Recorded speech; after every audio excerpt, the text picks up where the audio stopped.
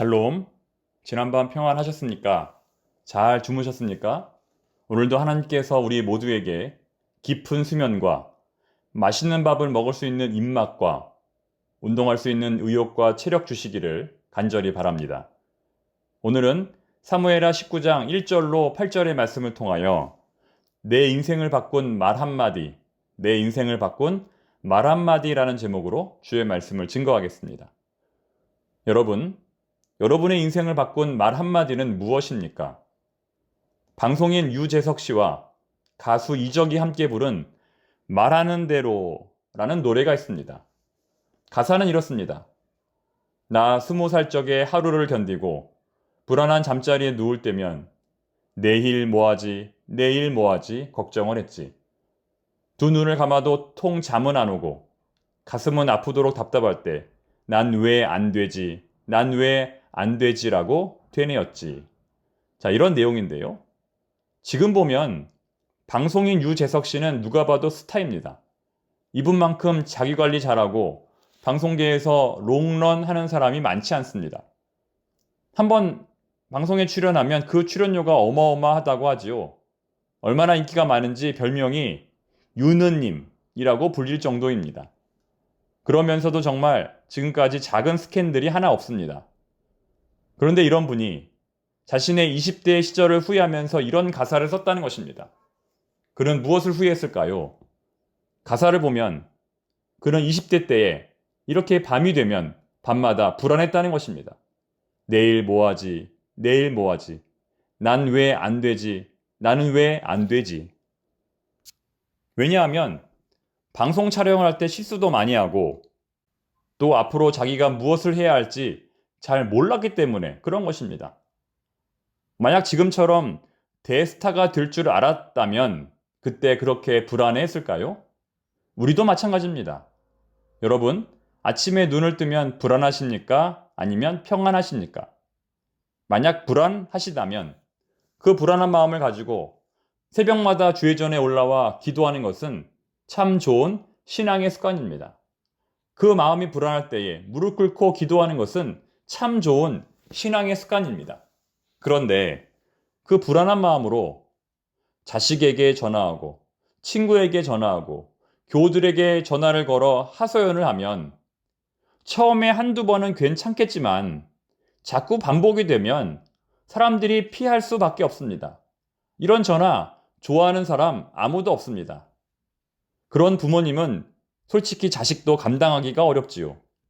그러면 부모님은 자신의 마음을 몰라주는 자녀에게 섭섭하게 되고 결국 부모 자녀 간에도 갈등이 생기는 것입니다. 사랑하는 청파동의 교우 여러분, 혹시라도 새벽에 마음이 불안하시다면 지금처럼 교회로 나와 기도하십시오. 그 자리에서 무릎 꿇고 하나님께 기도하십시오.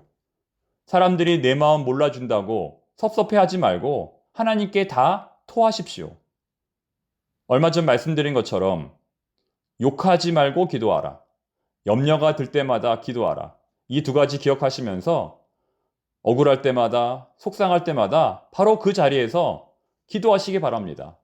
기도를 내일로 미루지 말고 바로 그 자리에서 기도하시기 바랍니다. 그리고 믿음으로 이렇게 선포하시기 바랍니다. 하나님이 함께 하시니 잘 될 거야. 하나님이 함께 하시니 아무 문제 없을 거야. 이 말이 우리 성도들의 인생을 바꾸는 말 한마디가 되기를 바랍니다. 그렇다면 오늘 본문에서 다윗의 인생을 바꾼 말 한마디는 무엇일까요? 오늘의 본문은 압살롬의 죽음으로 인해 비탄에 빠져 있는 다윗을 요압이 직언함으로써 다윗의 마음을 진정시킨 이야기입니다. 압살롬의 사망 소식을 들은 다윗은 그 슬픔을 감당하기 어려웠습니다. 자식이 죽었으니 어느 부모가 제정신이겠습니까? 그래서 그는 모든 일을 제쳐두고 슬피 울기만 했습니다. 그러나 한 나라의 지도자가 계속 이러고만 있을 수는 없지요. 무엇보다 지금 군인들이 목숨을 걸고 나라를 지켰는데 어느 누구도 환영해주는 사람이 없습니다. 환영은커녕 폐잔병의 모습으로 입성하고 있습니다. 대와 오를 맞추어 당당하게 입성하지 않고 뿔뿔이 흩어져 들어오고 있습니다. 본문 3절 말씀을 공동번역으로 읽어봅니다. 군인들은 마치 패전군처럼 얼굴도 못 들고 성으로 슬며시 들어왔다. 이 모습이 바로 승전한 군사들의 모습입니다. 죄를 지은 자들처럼 초라하고 처량한 모습으로 입성했다는 것입니다. 이에 군대장관 요압이 다윗을 찾아갑니다. 그는 다윗의 충신으로서 다윗에게 꼭 필요한 말을 전합니다.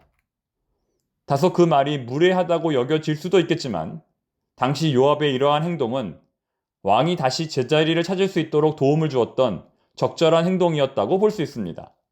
이러한 요압의 직언이 있는 본문 5절부터 7절 말씀 한번 들어보겠습니다.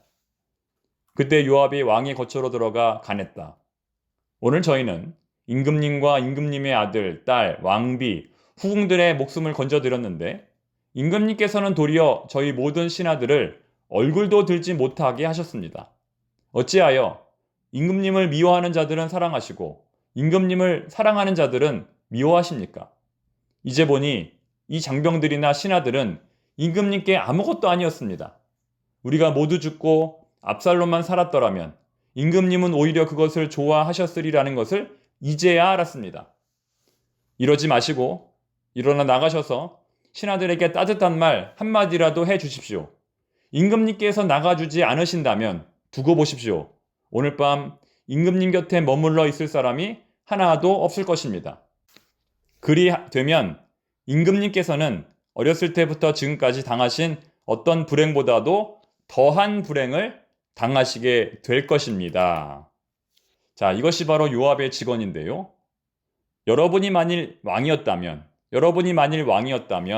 이러한 충신의 말을 듣고 어떤 판단을 내리시겠습니까? 이 말을 무례하다고 여기고 그를 괘씸죄로 죽이시겠습니까? 아니면 이 말을 달게 받아들이고 이제라도 감정을 추스려 왕의 자리로 복귀하시겠습니까? 아마 우리나라 역사의 연산군 같은 폭군은 이 말을 무례하다 여기고 그를 괘씸죄로 죽였을 것입니다. 그러나 다행히 본문의 다윗은 이 말을 받아들이고 자신의 감정을 추스립니다. 어제 설교 본문의 핵심은 하고 싶은 그 말을 하지 말고 참아보자는 것이었습니다. 그렇다면 오늘 본문의 핵심은 이것입니다. 듣기 싫은 그 말 한번 참고 들어보자는 것입니다. 듣기 싫은 그 말 한번 참고 들어보자. 즉, 하고 싶은 말은 참아야 되고 듣기 싫은 말은 들어야 하니 여간 곤욕이 아닙니다. 하지만 그렇게 할 때 우리에게 성장이 있고 우리에게 발전이 있습니다. 여기서 듣지 않으면 아무도 우리에게 말하지 않습니다. 명강사 김창옥 씨가 이런 말을 했습니다. 한번 들어보십시오. 나도 악플을 보면 상처를 받는다. 그러나 예수님에게도 안티가 있었다. 그런데 내가 뭐라고 안티가 없겠냐. 때로는 악플 안에 나의 팬들이 줄 수 없는 신의 음성이 들어있다. 만약 내가 그걸 씹어 소화시킬 능력만 있다면 그것이 오히려 하늘의 소리가 될 수 있다. 자, 여러분 어떻게 생각하십니까? 어제도 말했지만 만일 지금 누군가가 한 말 때문에 잠을 못 이루고 있다면 그것이 도리어 하늘의 소리가 되어 우리를 더 자라게 하고 우리를 더 성장하게 만드는 힘이 될 수 있기를 바랍니다. 기도하겠습니다. 하나님 아버지, 하고 싶은 말은 참아보고 듣기 싫은 말은 들어볼 수 있는 인내와 지혜를 저희들에게 허락하여 주시옵소서. 그리고 믿음으로 하나님이 함께 하시니 잘 될 거야. 하나님이 함께 하시니 아무 문제 없을 거야 라고 고백하고 선포할 수 있는 청포동의 모든 성도들이 되게 하여 주시옵소서.